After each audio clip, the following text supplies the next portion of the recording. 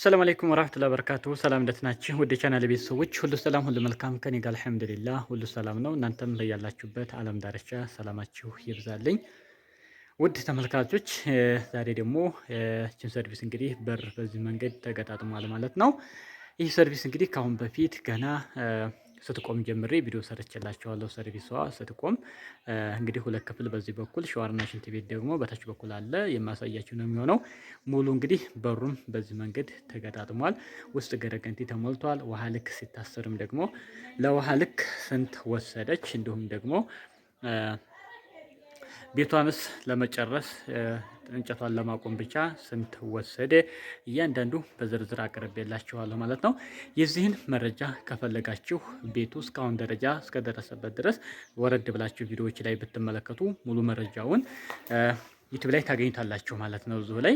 ስለዚህ ገብታችሁ ማየት ትችላላችሁ።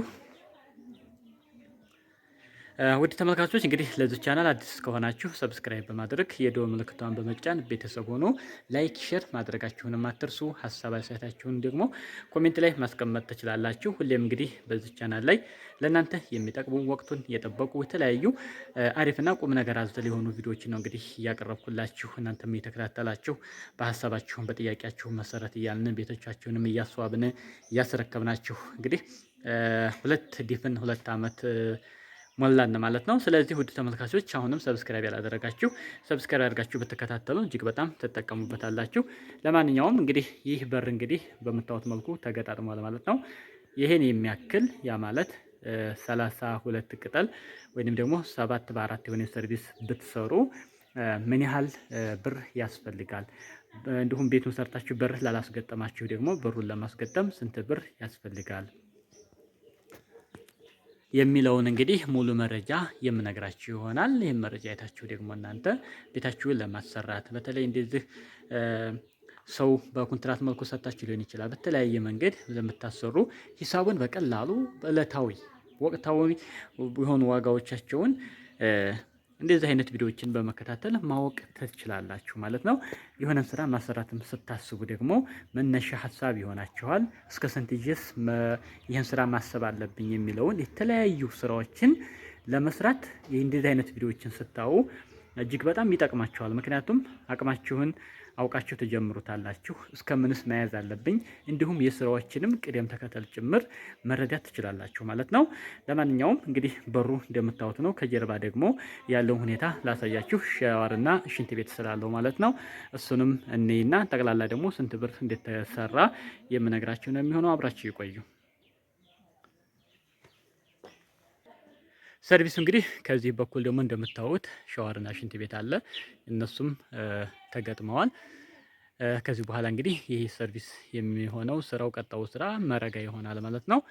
ይሄ ነው ከታች ይሄ የምታዩት ክፍት የሆነው ሽንት ቤቱ ተቆፍሮ እሱ ከተሰራ በኋላ እስከዚህ ድረስ ከፍታው ብድግ ይላል ማለት ነው። እስከ በሩ አጥር ድረስ ሊሾ እስከዛ ድረስ ስለሚመጣ ይሄ ያው በግንባታ መጨረሻ ላይ የሚስተካከል የሆነ ነው ማለት ነው። ለዛ ነው ክፍት የተደረገው። ገረገንቲ አልተሞላም።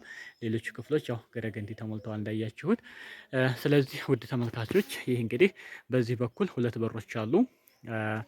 መግቢያ ላይ ያሳየኋችሁ ደግሞ ሁለት ክፍሎች አሉ። የሁለት ክፍሎች ደግሞ ሁለት በሮች አሉ። ጠቅላላ 4 በር አለ ማለት ነው።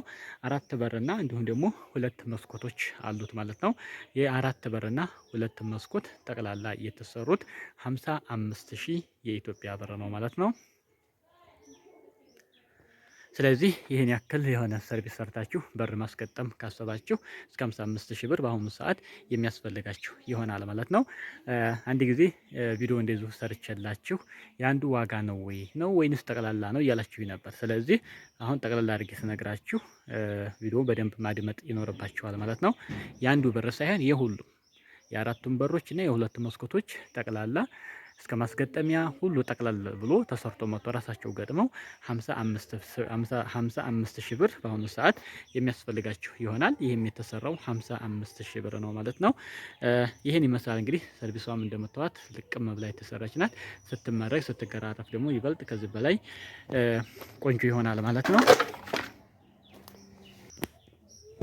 ሌላው በሮቹ እንግዲህ ቶፕ አላቸው። ቶፕ ማለት እነዚህ ተከፍተው ከላይ የሚቀሩት ማለት ነው።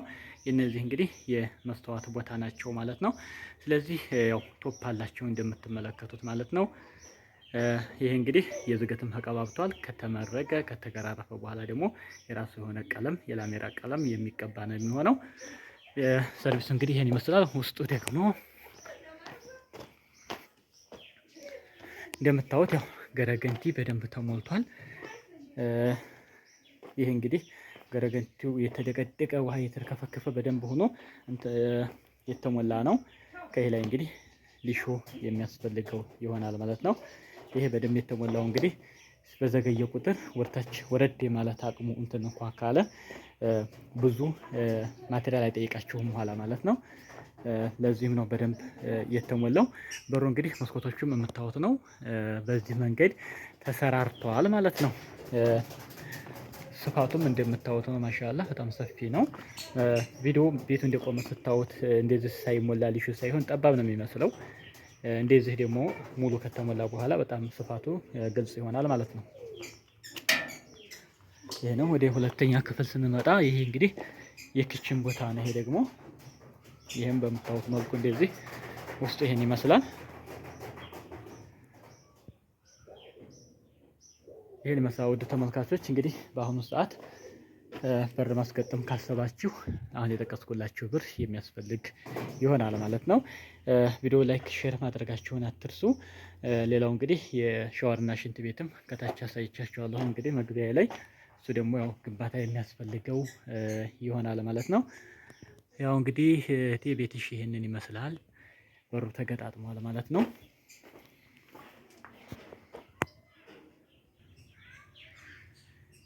ውድና የተከበራችሁ ተመልካቾች ስለዚህ ከውሃ ልክ እንዲሁም ደግሞ ቤቱ የቆመበት የውስጥ ገረገንቲ እንዲሁም ደግሞ የበር አሁን እስካለበት ደረጃ እንግዲህ ስንት እንደወሰደ ሙሉውን ማወቅ ከፈለጋችሁ እያንዳንዱ ቪዲዮዎችን ብትመለከቱ ግልጽ ይሆንላችኋል። እስከ ማቴሪያሎቹ ጠርብ ምን ያህል ወሰደ የማገሩ ጠቅለል ብሎ ማለት ነው።